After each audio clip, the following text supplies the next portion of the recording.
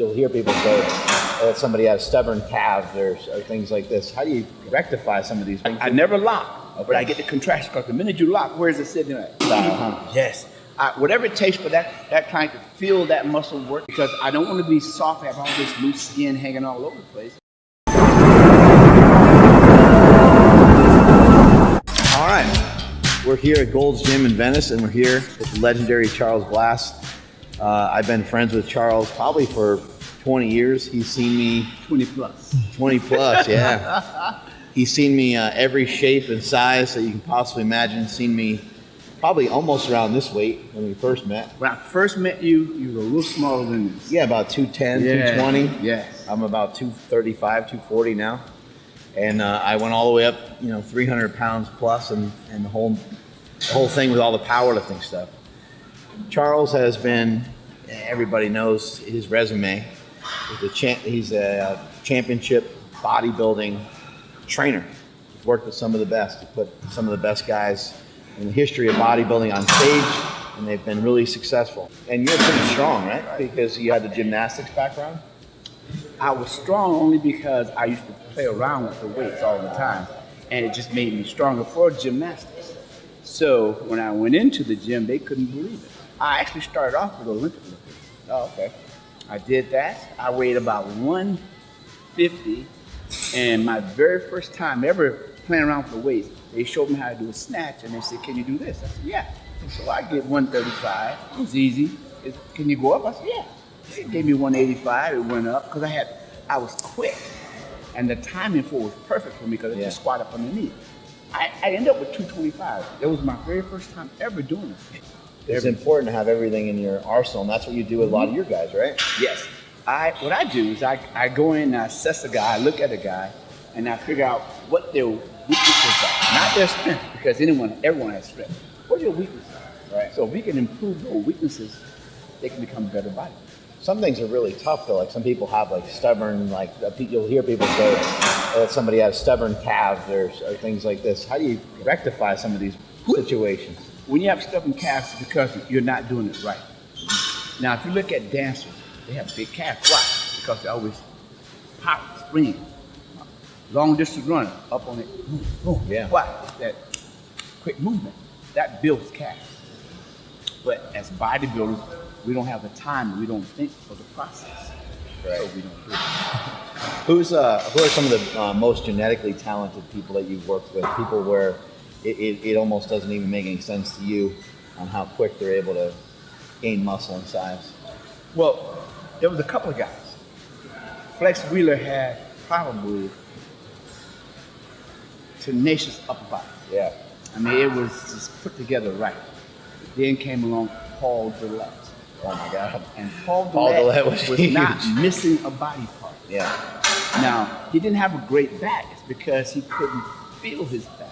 And the harder you try to make him feel it, he never felt that back. You see? But he was still, body was put together perfect. Yeah.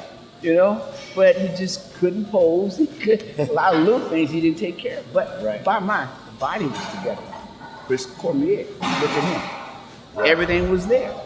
He just had other things he did that kept him from it.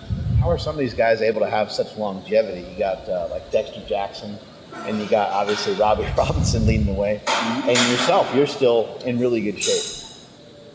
Not compared to those. No. I don't want to compete. Yeah, they're on stage. If you look at Dexter has longevity because of what? Being smart. Not putting all that pressure on you. As you get older, you can put the pressure on your joints. You want to just keep it on the muscle. So what do? You go a little lighter, you move a little slower, so all that pressure goes on the muscle, but not on the joints. Why do bodybuilders tend to kind of move around in this smaller range of motion? And somebody might look at it and be like, "Oh my God, what are they doing? Why aren't they doing full reps?" That I can't answer on my side. I don't have my clients do that. I like my clients to push all the way through. Why? And lock everything out and everything. I never lock, but I get the contraction because the minute you lock, where is it sitting at? On the joints. Right. So I don't let them lock it out, but I tell them move it slower, squeeze almost to the contraction where you're almost at the lockout point, but then bring it back down slow and come up slower. Why? You get all those little intricate muscles firing, and it has to work. keeping attention on the muscle and kind of avoiding extra joint pain. Yes. And even in a squat or something, the knees would be just a little soft, not totally. What I have them do, when they go down, they stop at the bottom. Now they press it up. Because now we cut the momentum out, right? So what happens? All that pressure goes on the muscle. There's a little bit of maybe too much of a cost sometimes with a bench, squat, and deadlift. Is that right? And you try to utilize some different movements? I use whatever we can use. I think of other Bruce Lee ways. style, huh? Yes. Whatever it takes for that client to feel that muscle working, that's what we go for. That can be really tricky. Sometimes somebody can't feel something and say like the shoulders. No matter what you're trying to throw at them. This is the thing. If you don't feel your shoulders, but if I'm constantly touching you like this, right. where are you going to feel it? Yeah. You're going to start to feel that shoulder on work. it. Why? Because I'm putting added pressure to that point. Now it triggers something.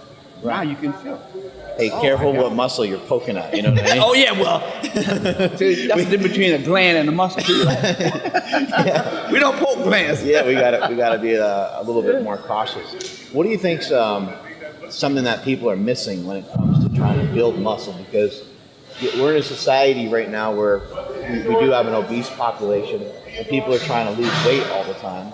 Are people's efforts to lose weight maybe hindering their muscle, maybe hindering the gains they can get?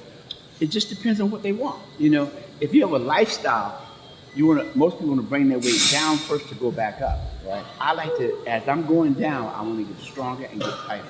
So I go a little slower, but I try to make my body feel what I'm doing as I go down. And I get to a point, then I stop. Then I go a little further and I'll stop it there. Because I don't want to be soft, have all this loose skin hanging all over the place. Yeah. You take it down nice and slow. Most people carry way too much weight. And you don't want to carry all that weight. Why? For what? What's it going to do for you? So, you do cardio.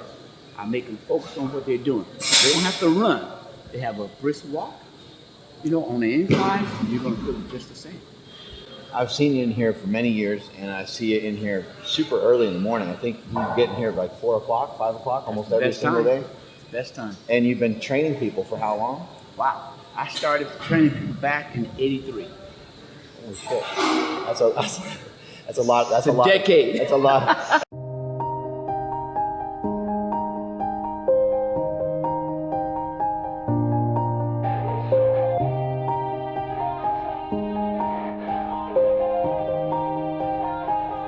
Yeah. Everybody knows that I'm breaking down. Everybody knows I ain't faking now. Everybody knows my heart's vacant now. Yeah, she hates me now, I made mistakes but now I don't ever wanna be alone. I don't really ever feel at home. On my own, in the zone, that's the only way I know. Feeling low, about to blow back up. Here I go.